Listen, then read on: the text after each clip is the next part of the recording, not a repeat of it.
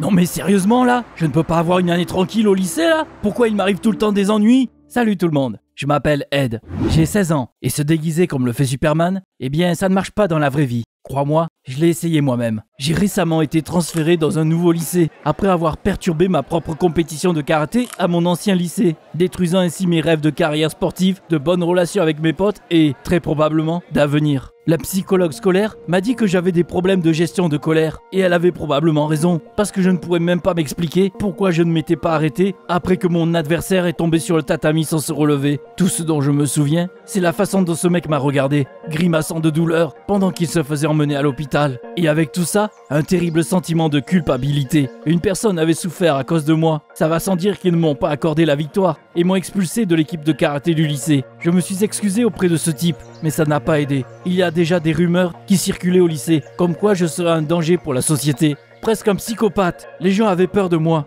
Mais le pire, c'est que j'avais peur de moi aussi. Je suis carrément resté bloqué sur ce qui s'était passé. Et tout ce que je pouvais faire, c'était de me promettre de ne plus jamais faire quoi que ce soit comme ça. Mes parents m'ont suggéré le seul moyen de me sortir de tout ce cauchemar, me faire transférer dans un nouveau lycée où personne ne saurait ce que j'avais fait. Je pourrais finir mes études là-bas, peut-être même rejoindre une autre équipe. J'ai accepté. Par contre, j'ai tout de suite décidé qu'il n'y aurait plus de combat pour moi. Trop, c'est trop. J'étudierai comme tout le monde. Et pour le sport, j'aimais beaucoup le karaté. Et je rêvais autrefois de gagner les championnats du monde. Mais je ne voulais pas blesser, ou pire, paralyser mes rivaux. Quoi qu'il en soit, c'est comme ça que moi, le champion du lycée, 6e dan de karaté, un mec très athlétique en général, s'est transformé en un air de calme et craintif, assis au fond de la classe. J'étais plus que satisfait de ça en vrai. Personne dans ma classe ne se souciait du nouveau gars penché sur un livre dans son coin. Eh bien, sauf quelques gars particulièrement coriaces qui me harcelaient toujours, surtout Denis, qui se prenait pour le chef du lycée. Son truc préféré, c'était de s'asseoir sur le bureau devant le mien, de m'attraper par le col et de me dire à quel point il était cool et quel loser j'étais comparé à lui. Et du coup, sans s'en rendre compte, Denis m'a vraiment aidé dans l'image que je voulais me créer. Grâce à lui, tout le monde croyait que j'étais un mec pas intéressant et il me laissait donc tranquille. J'ai commencé à passer beaucoup de temps à la bibliothèque, à rattraper toutes les connaissances que j'avais ratées à cause de mes entraînements. Et en quelques mois de dur labeur, je suis devenu un des 20 meilleurs étudiants du lycée. C'était certainement comme ça que ma dernière année de lycée était censée se terminer. Moi qui suis les cours, de bonnes notes et de l'ennui. Je voulais que ça se termine comme ça. Sauf que j'ai tout gâché,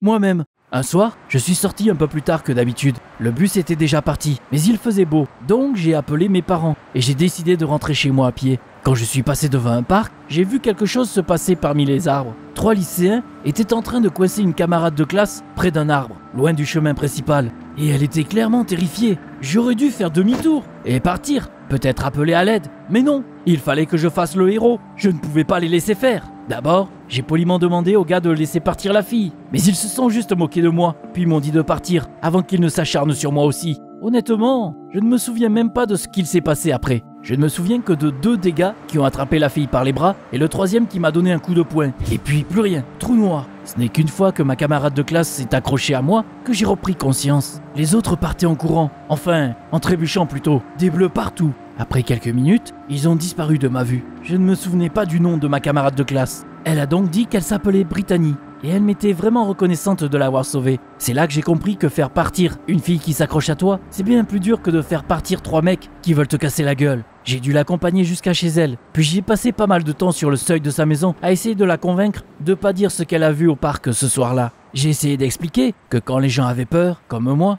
ils étaient capables de faire des choses incroyables à cause de l'adrénaline, et que je n'étais pas un héros, mais juste un loser ringard ordinaire, et qu'elle avait juste eu de la chance. Je pensais qu'elle me comprenait. Je ne me suis jamais aussi trompé avant. Brittany a tout raconté à ses potes, mais honnêtement, personne ne l'aurait cru. Même si elle avait publié une annonce dans un journal, elle a fait quelque chose de bien pire. Elle était tombée amoureuse de moi. C'était l'échec ultime pour moi. Parce que Brittany n'était pas qu'une fille ordinaire, c'était une pom-pom girl, la reine de l'école. Tu te rends compte à quel point j'avais pas de chance, hein? Quand une fille comme elle se jette sur le loser du lycée, ça éveille toujours des soupçons. Et elle s'est vraiment jetée sur moi. Je ne pouvais pas lui échapper. Elle s'asseyait à côté de moi et posait sa tête sur mon épaule. Ou elle traversait le lycée pour me donner du chocolat. Ou des fois, elle me faisait des câlins. Une fois, elle m'a même embrassé devant tout le monde. Pour être honnête, je n'avais jamais vraiment été dans une relation. Comme je n'avais juste jamais eu le temps. Donc pour être honnête, j'étais un peu perdu avec autant d'attention. Et je me figeais comme un con à chaque fois. À la fin,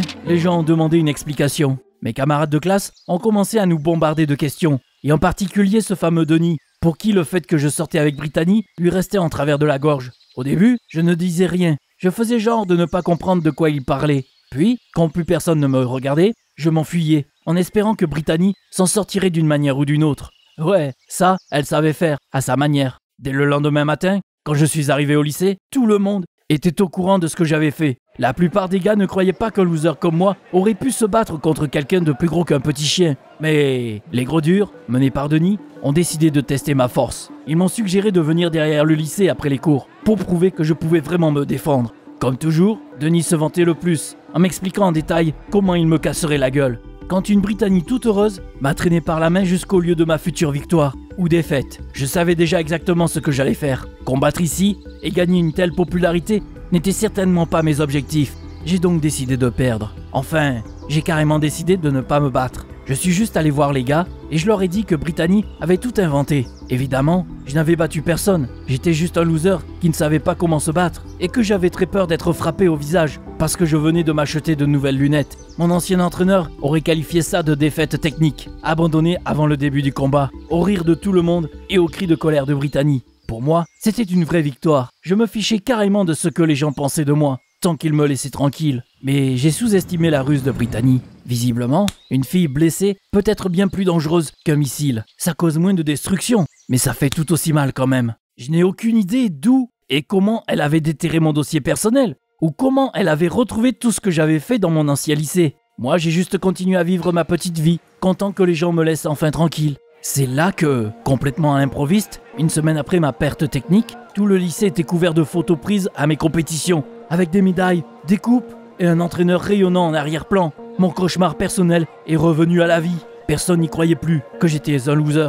En plus de ça, l'entraîneur de karaté local m'a coincé en me demandant pourquoi je n'avais pas parlé de mon succès. Il m'a dit que la compétition était compliquée pour le lycée et il n'avait qu'un seul participant en qui il n'avait pas beaucoup confiance, Denis. Quand j'ai essayé de lui expliquer mon cas, il m'a promis de m'attacher si je ne l'arrêtais pas avec mes conneries.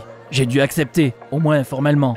Là, Brittany se promenait dans le lycée, toute fière, comme une reine, et disait à tout le monde qu'elle avait un copain incroyable. Je ne sais pas trop à quel point j'étais devenu son copain, mais ça m'était égal. Elle pouvait dire ce qu'elle voulait. Par contre, ça n'a pas calmé Denis. Au contraire, il faisait aussi le tour du lycée, avec ses airs tout fiers là. Mais ces histoires se terminaient généralement par lui m'écrasant sur le tatami. Je me suis dit que c'était exactement ce qui se passerait. J'ai décidé que je perdrais à nouveau, ou encore mieux, que je ne viendrais pas du tout. Apparemment, ce que je prévoyais était évident, parce que le jour de la compétition, l'entraîneur, Brittany et Denis m'ont observé de très près. Ils m'ont littéralement suivi partout. Il a donc fallu que je vienne. Mais je croyais encore jusqu'au dernier moment que je pouvais perdre gracieusement, sans que personne ne soit blessé. Sauf que je ne savais pas que Denis était vraiment nul. Après mon premier coup de poing, il est tombé sur le tatami et ne s'est plus relevé. On n'avait même pas vraiment commencé. Tout le monde dans la salle s'est mis à siffler, à crier. L'entraîneur a sifflé, célébrant ma victoire. Et j'ai eu peur. Vraiment, je savais au plus profond de moi que rien de grave ne s'était passé. Mais tout ce que je voyais, c'était ce mec que j'avais envoyé à l'hôpital. Je n'ai pas attendu le prix et les félicitations. Je me suis juste enfui et je me suis caché dans ma chambre, revivant cette horreur encore et encore dans ma tête. C'était exactement cette raison pour laquelle j'avais voulu me retirer du sport. J'avais eu peur que l'histoire ne se répète, comme maintenant. Le soir, après avoir éteint mon téléphone,